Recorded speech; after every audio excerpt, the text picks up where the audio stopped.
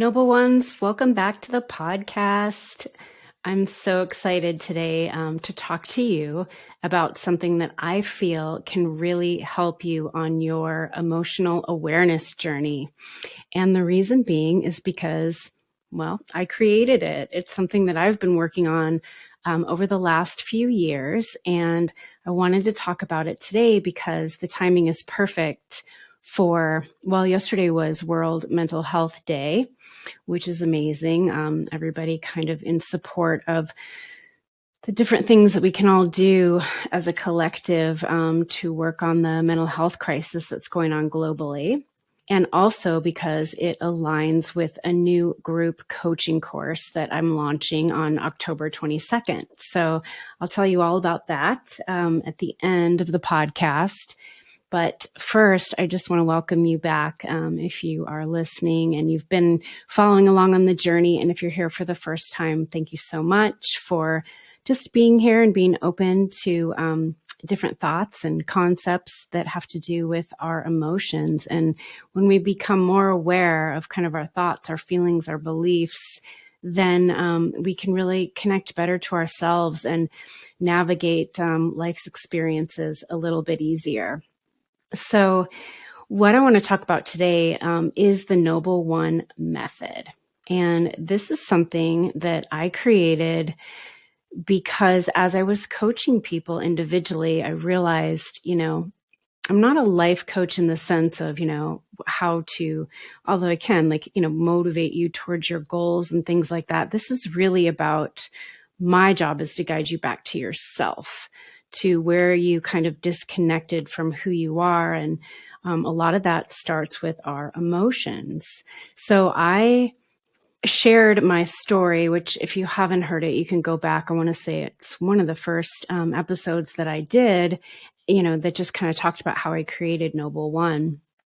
Well, this is kind of an extension of that. And I feel like having a method for how to process our feelings and emotions is really important because some of us just never learned it.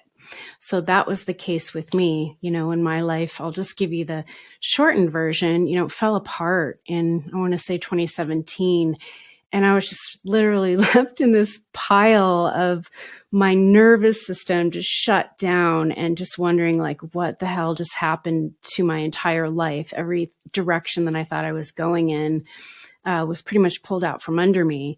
And I had no tools to cope with the amount of grief and loss and sadness and overwhelm and really just complete dysregulation. So as I started to kind of come out of that state and really focus on healing myself, because that was first and foremost what I realized, I have got to figure this out because the common denominator in the situations and how I was feeling was me, right? Nobody was going to come and rescue me. It was no one's job to make me feel better. But what were the missing pieces for me? And what part did I need to own? And what that was I needed to own my emotional state. And so I realized through that process that I didn't have really any coping tools. I went through, childhood being a perfectionist and avoiding conflict, having no boundaries, people pleasing, codependency. You want to go through the entire list of unhealthy ways to cope when you don't know what to do with the energy that you feel in your soul and in your body and in your mind. Well, I had them all. So here I am, really sensitive and really emotional, but not actually feeling my emotions or having a method or a way to process them. So as I began to learn about emotions, about feelings, and how our feelings are really coming from our thoughts. And so when we're stuck in these narratives, then that's what creates the feelings. So if you're thinking about something sad, well, of course you're going to feel sad. So it was this process of really breaking it down and where does it start? And so that's how, as I began to heal and I started working with certain tools that were really helping me, I came up with this method. And so what's cool about it is it works with the acronym NOBLE, and it's easy to remember. And I just want to give you kind of the the high level version of it, and just, explain each step so that you have an idea of, how this is relatable to how we feel on a daily basis. So, again, using the acronym NOBLE, the very first step is now. And now, like, you have to come into a present state of awareness in order to understand what's going on with you. So typically, right, you're going to get triggered by another person or an experience, or maybe it could be something going on for a long period of time. But the only way you can truly deal with it is to get present. Okay, what's going on with me right now? And so that's the first step, is becoming present. And in my either one-on-one coaching or in this group coaching that I'm launching, I'm going to guide you through several different ways that you can practice becoming more present. And it's probably the number one thing, is that first step that's helped me more than anything, is to get present. Because a lot of times we run these psychological programs and like these neuro pathways that have been embedded into us. And for someone like me that struggled with depression, I always would be like, oh, the glass is half empty, or the sky is falling, and it was all based on the past. It was all based on feelings that I'd had before that I just stuffed and I buried. So I realized whenever I got triggered, it wasn't necessarily about what was happening right now. It was an old emotion. So when I get present, it really helps me to go, okay, I understand I'm having an emotion here, and let's just get present with it. So that's step one. The second step, is taking ownership of it. You have to own the fact that you have emotions, period. You're not going to avoid that. You're human. You're going to have them the rest of your life, but you've got to take ownership for it. It is no one's fault that you feel the way you do. Someone triggered an emotion in you, but the emotion is yours. So you have to own that emotion.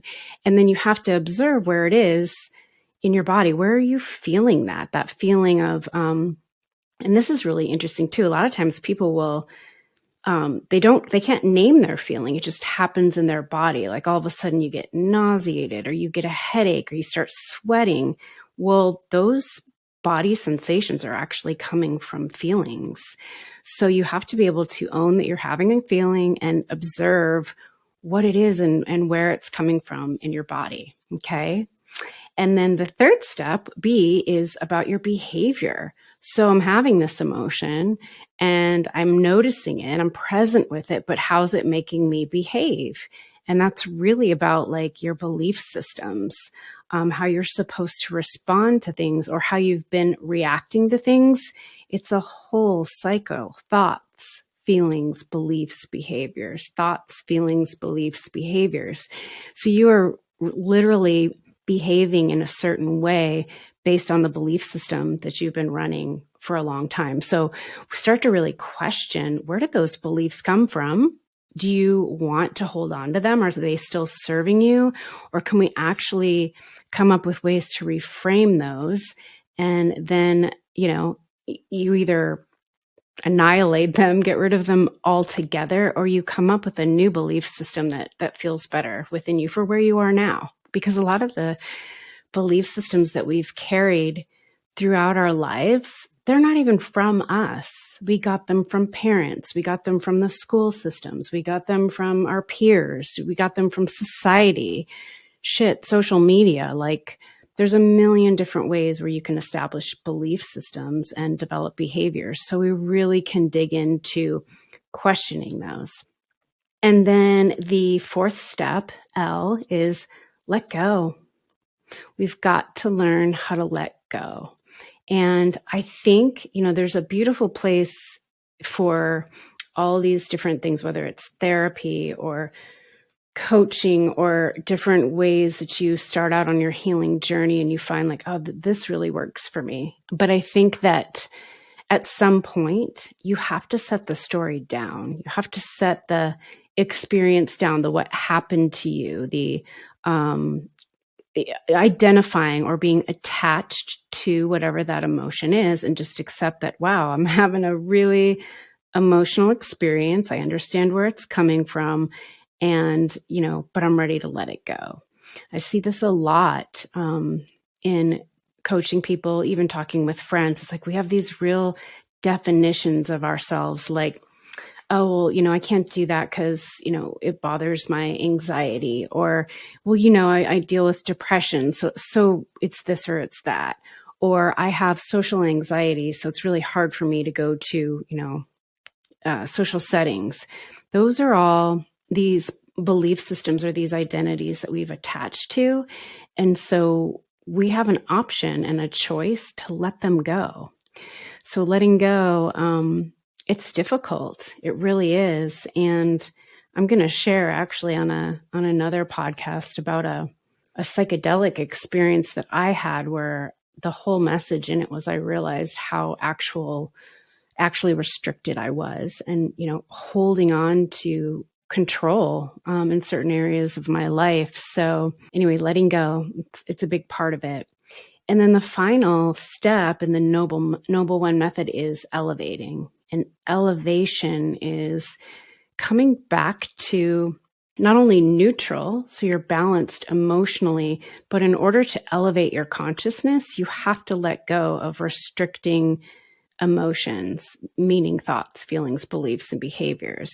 So a lot of that comes with going through the emotional processing method, but then also understanding your emotional needs. What do you need in order to get yourself to feel better, to elevate back to where, okay, I can handle this, or I can pivot out of this feeling by choice and go move the energy in a different way. So we'll talk a lot about like self-care practices and how to understand what you need emotionally, how to ask for what you need. Most of us don't. I didn't.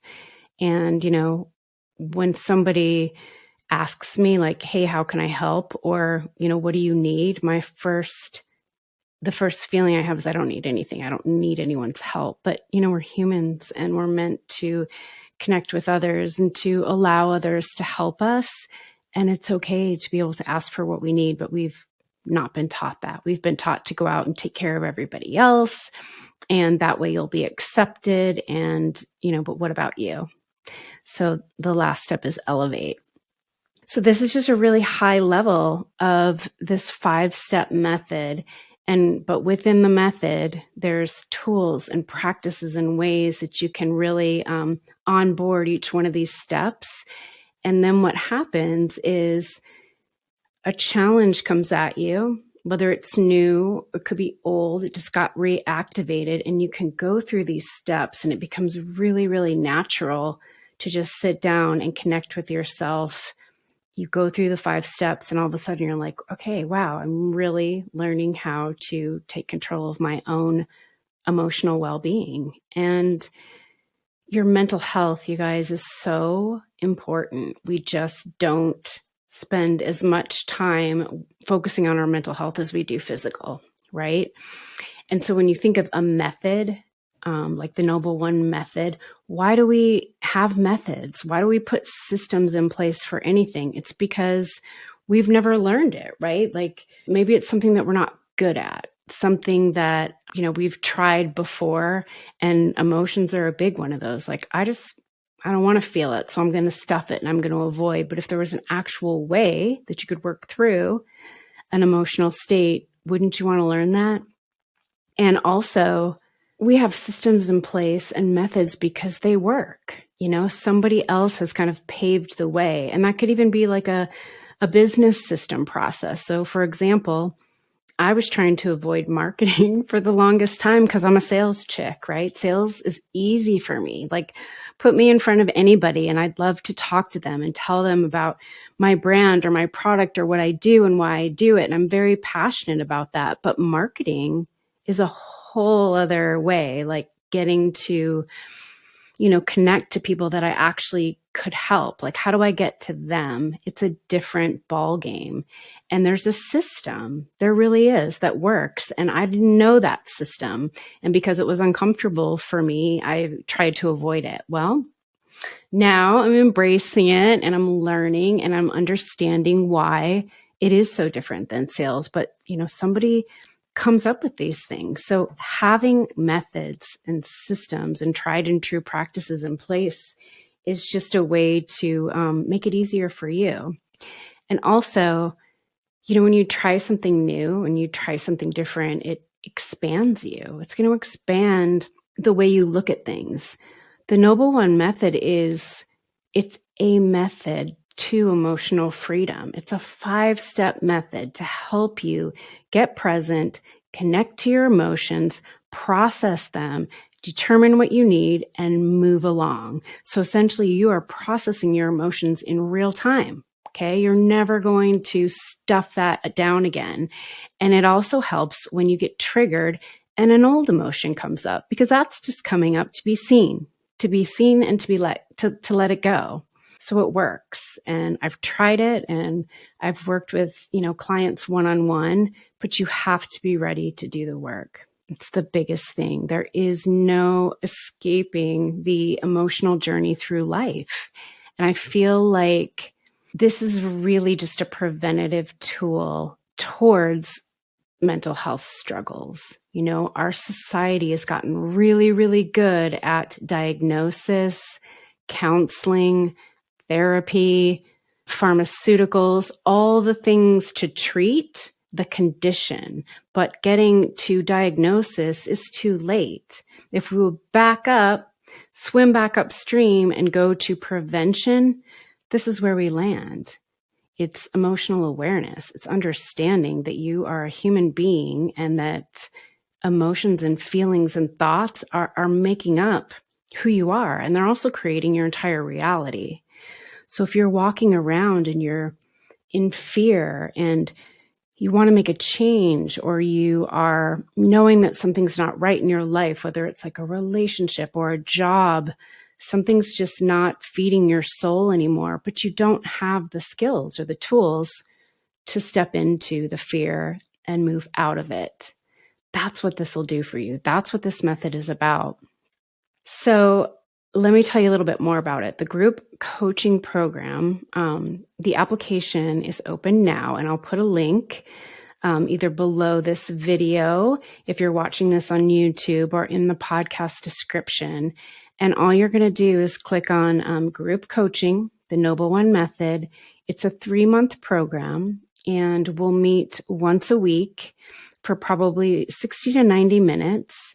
And this is really about taking each one of these steps and giving you the tools and the practices to really embody them and use them in your life. And it begins on October 22nd. The application is open now.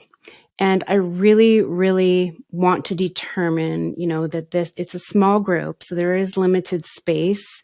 And if, I get the feedback that I'm hoping I get, I would love to just keep launching these, even once a month. So if you don't get into this first program, don't worry, because I will do it again, and I'll keep kind of perfecting it and massaging it and making it better. But I think this is going to be really powerful in a group, because when you have other people that are supportive of your journey, I didn't have that. I was doing all of this work on my own. And what I've realized is when you connect with someone that's sharing, some of the same struggles and can hold you accountable and can check on you, see how you're doing, run something by you, give you an idea, and just share, it is so powerful in our journeys. And, that's what this whole podcast is about, is, sharing stories of how we're overcoming challenges. And so I think that in a group format, this is going to be amazing. So I just want to make sure that, people are ready to do the work, because it's not easy. And it doesn't stop. You don't get to like a point where you're like, oh, I'm healed. Like, that's a perception, which is a good perception to have, but it doesn't mean that life won't keep coming at you in one way or the other. You just get better at handling the waves, handling the ebbs and the flows. So yes, the Noble One method, that's what it's about. That is at the core foundation of everything I do, everything I teach, everything I'm passionate about. Because once you learn how to navigate emotions, and you can get to a place of creating from a happy state, a joyful state, a motivated state, feeling better more than you feel bad, then you can really start to focus on what it is that you want in your life and the direction that you want to go. But until you move all those boulders out of the path, which typically are old emotions or something that is just restricting you from moving forward, you can't really get to where you're going. So I encourage you guys, if you're interested, to go to the link, apply for the program.